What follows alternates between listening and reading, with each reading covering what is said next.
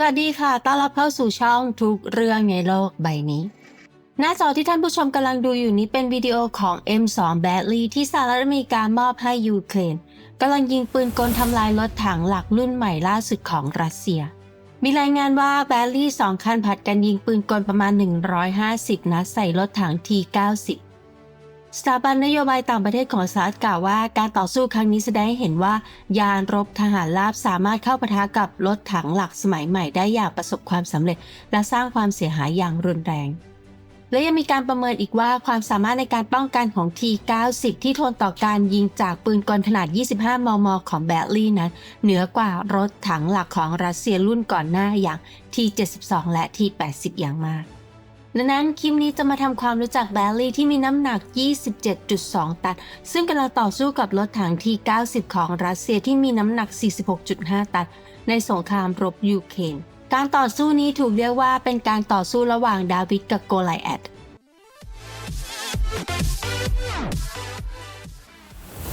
โดยมาเริ่มต้นจากการกำเนิดของรถ APC กันเพื่อที่จะเข้าใจแบดลีย์เราจำเป็นจะต้องรู้จักประวัติของรถลำเลียงพลหุ้มเกราะหรือ APC กันค่ะ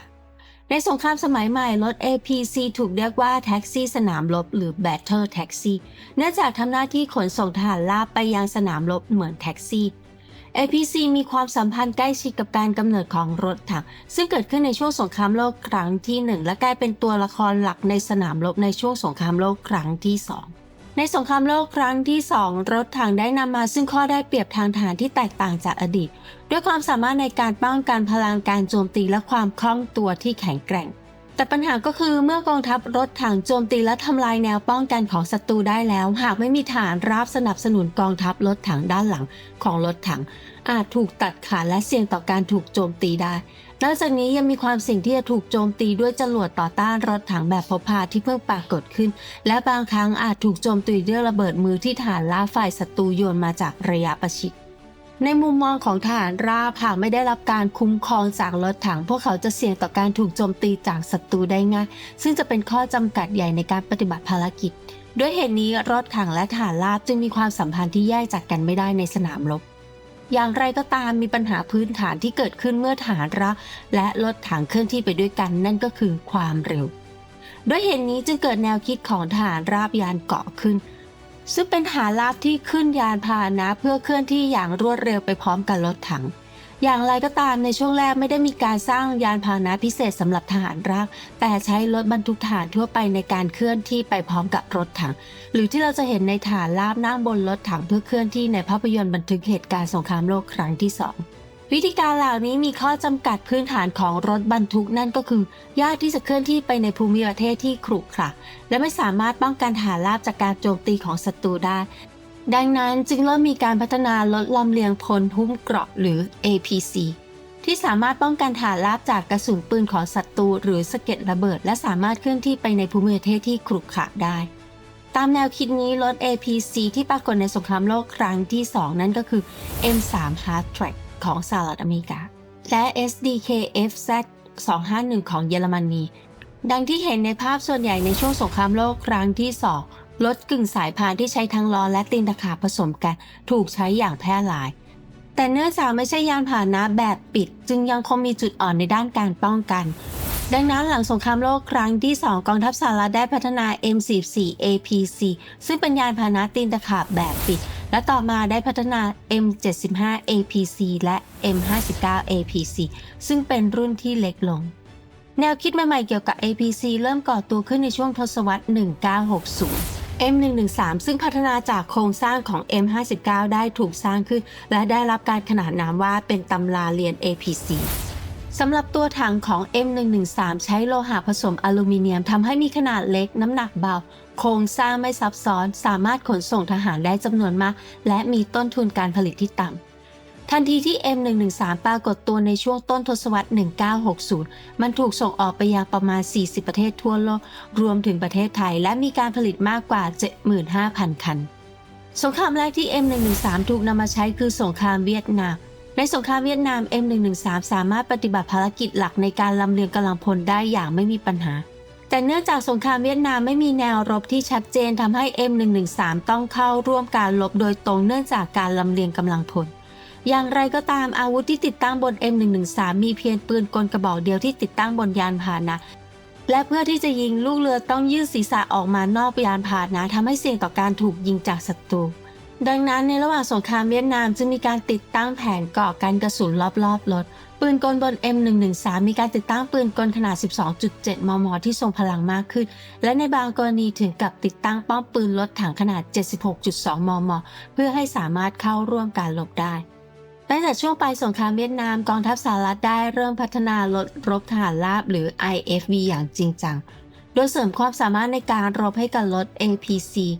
เนื่องจากปัญหาของรถ APC ที่พบในสงครามเวียดนามและการกระตุ้นของการปรากฏตัวของ BMP-1 ของโซเวียตในช่วงปี 1967 จึงติดตั้งปืนขนาด 73 มม. และขีปนาวุธต่อต้านรถถังสหรัฐได้พัฒนารุ่น XM765 ซึ่งอิงมาจาก M113 และรุ่น XM723 ซึ่งได้รับการพัฒนาใหม่ทั้งหมดหลังจากการทดสอบทั้ง2รุ่นในปี 1978 จึงได้ปรับปรุง XM723 และพัฒนาเป็นยานรบทหารราบ M2 และรถรบทหารม้า M3 รถรบทหารม้าหรือ CFB มีชื่อมาจากกองทหารม้าในยุคบุกเบิกตะวันตกของอเมริกาแต่ที่จริงแล้วก็คือยานเกราะลาดตระเวนและสอดแนมอย่างไรก็ตามมีประสิทธิภาพแตกต่างกันเพียงเล็กน้อยระหว่าง M2 และ M3 ที่พัฒนาแล้วดังนั้นโมเดลเหล่านี้จึงถูกรวมเข้าด้วยกันเป็น BFVS ซึ่งตั้งชื่อตามนายพลทหารราบโอมานแบดลีย์ต่อมาเรามาดูลักษณะเฉพาะกันค่ะเมื่อพิจารณาลักษณะเฉพาะของแบตเตอรี่เราจะเห็นว่ามันใช้อะลอยอลูมิเนียมเช่นเดียวกับ M113 แต่สิ่งที่แตกต่างก็คือมีโครงสร้างเกราะแบบมีช่องว่างซึ่งมีช่องว่างระหว่างแผ่นเกราะทั้ง2ชั้น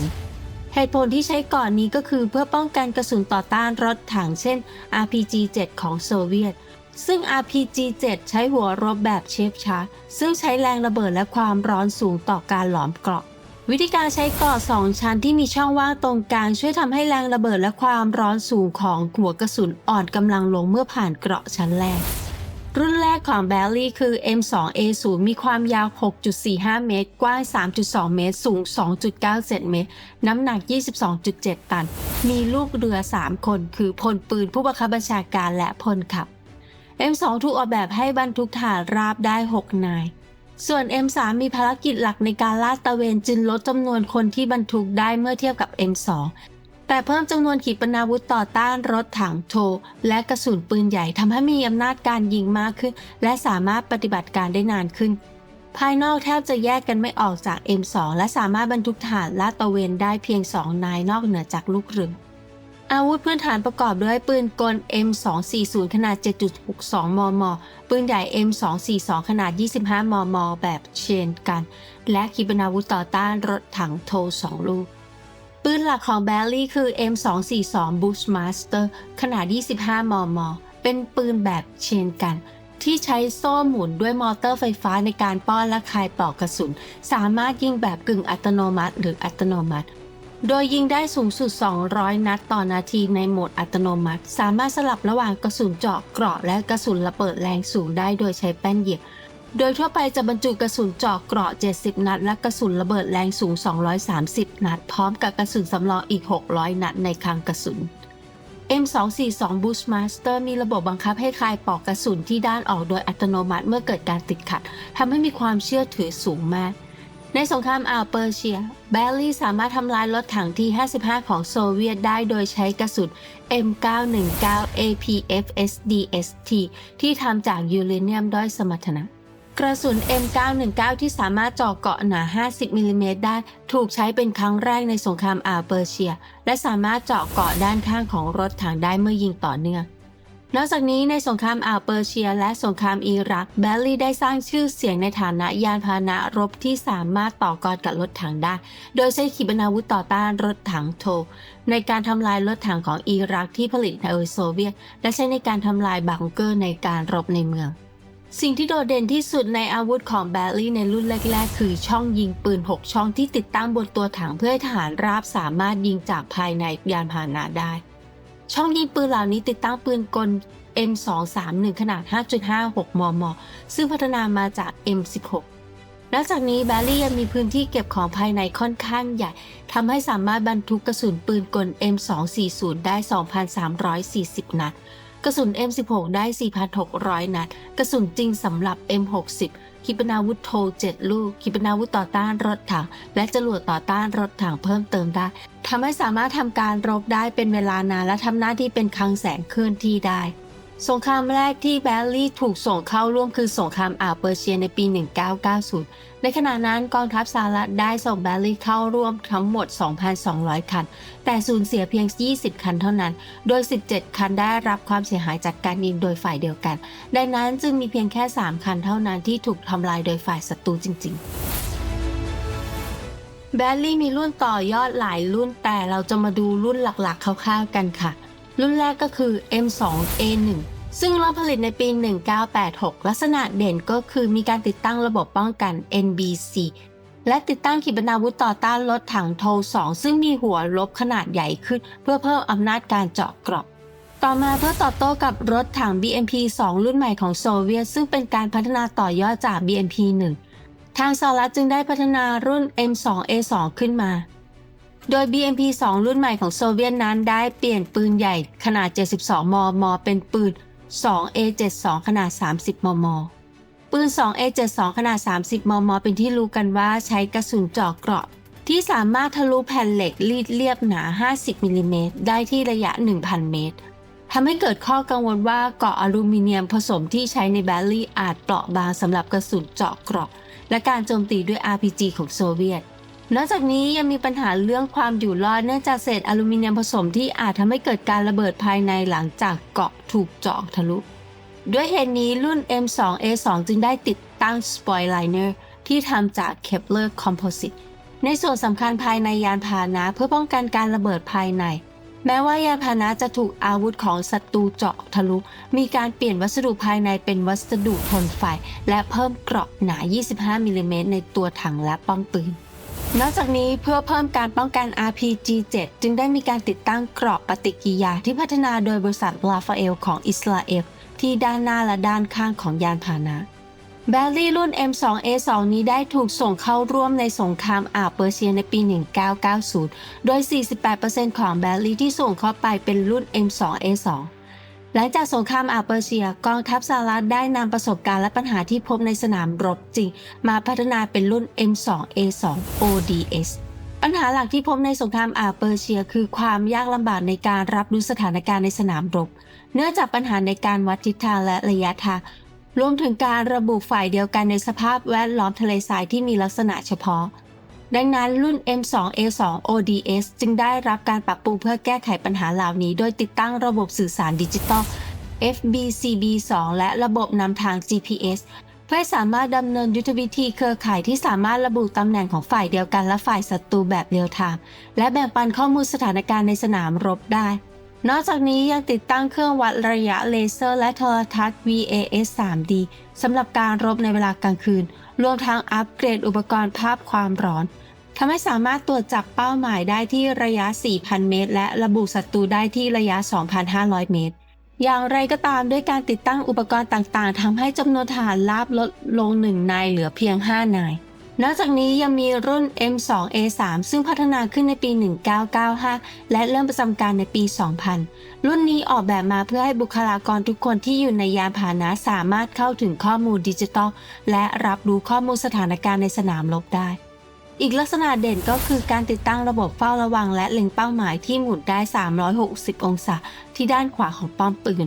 ทำให้มีความสามารถ Hunter Killer ที่สามารถตรวจจับและโจมตีศัตรูได้อย่างกระตือรือร้นจากทุกทิศทางนอกจากนี้ยังเพิ่มความสามารถในการติดตามเป้าหมายโดยอัตโนมัติในสงครามอิรักที่เกิดขึ้นในปี 2003 แบลลี่ในรุ่น M2A2 M2A2 ODS และ M2A3 ถูกส่งเข้าร่วมรบทั้งหมดในสงครามนี้ได้พิสูจน์ได้เห็นว่าปืนใหญ่ของ M2 Bradley มีประสิทธิภาพมากกว่ารถถังอย่าง M1A1 Abrams ในการรบในเมืองและการรบระยะประชิดส่งผลให้แบดลีย์ถูกส่งเข้าร่วมในสงครามส่วนใหญ่ที่กองทัพสหรัฐปฏิบัติการรุ่นล่าสุดในปัจจุบันคือ M2A4 เนื่องจาก M2 แบดลีย์มีน้ำหนักเพิ่มขึ้นเรื่อยๆจากการเสริมเกราะและเพิ่มอุปกรณ์อิเล็กทรอนิกส์ ทำให้พื้นที่ภายในลดลงและความคล่องตัวลดลง ดังนั้นกองทัพสหรัฐจึงได้ดำเนินโครงการ ECP 2 ครั้ง เพื่อลดน้ำหนักและเปลี่ยนเครื่องยนต์ รุ่น M2A4 คือรุ่นที่ได้รับการปรับปรุงผ่านโครงการ ECP 1 และ ECP 2 ปัจจุบันกองทัพสหรัฐดำเนินโครงการ OMFV เพื่อพัฒนายานพาหนะรบภาคพื้นดินรุ่นถัดไปเพื่อทดแทนรถรบ M2 แบตเตอรี่ทั้งหมดประมาณ 3,500 คัน โครงการ OMFV เป็นโครงการพัฒนายานพาหนะรบแบบผสมผสานที่สามารถใช้งานได้ทั้งแบบมีคนขับและไร้คนขับ อย่างไรก็ตามเมื่อพิจารณาจากความล่าช้าของโครงการเครื่องบินรบรุ่นที่ 6 ในปัจจุบันมีความเป็นไปได้สูงที่โครงการ OMFV จะล่าช้าเช่นกัน ดังนั้นคิดว่ารถรบ M2 แบตเตอรี่อาจยังคงใช้งานไปจนถึงปี 2050 และท่านผู้ชมมีความคิดเห็นอย่างไรเกี่ยวกับแบตเตอรี่และชอบรถถังรุ่นไหนเขียนคอมเมนต์มาบอกกันได้นะคะ